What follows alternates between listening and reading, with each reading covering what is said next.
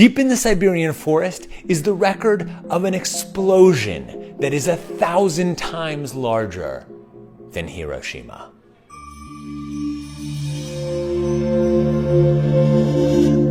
It was a summer morning in the Tunguska River Basin. A man was sitting on his porch, enjoying the sunlight on his face, when suddenly he was blown backwards out of his chair, and he felt as if his whole body was on fire. He was 40 miles away from the center of this explosion.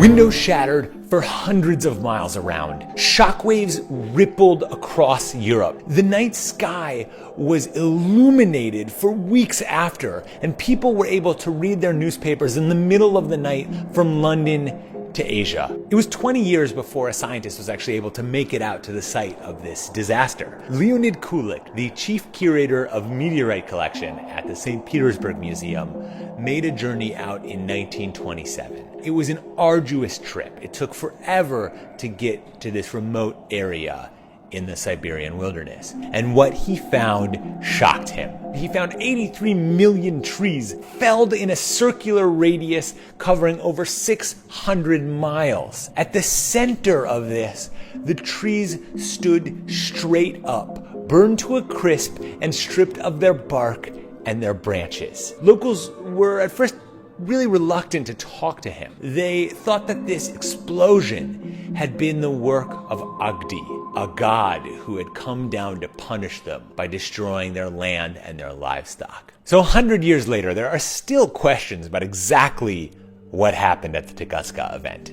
A space object, maybe a comet, but probably a meteorite, entered the Earth's atmosphere. This thing was 200 feet wide and probably weighed over 220 million pounds. And it came into the atmosphere at around 33,000 miles per hour. As it sped towards the Earth's surface, it encountered the pushback, the friction of the atmosphere, which heated it to over 45,000 degrees. And it was at this moment that it exploded. It sent out a shockwave in a butterfly pattern. Imagine an explosion so powerful that it could explode miles above the Earth's surface and still measure as a 5.0 on the Richter scale. Had it happened over a city, it easily could have leveled an area the size of Tokyo. And here's the thing.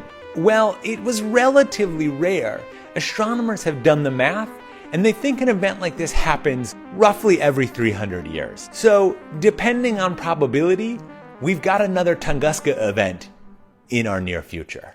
Dun dun dun! Subscribe here and watch more videos here. There should be little explosions happening. If little explosions didn't happen, then something went wrong.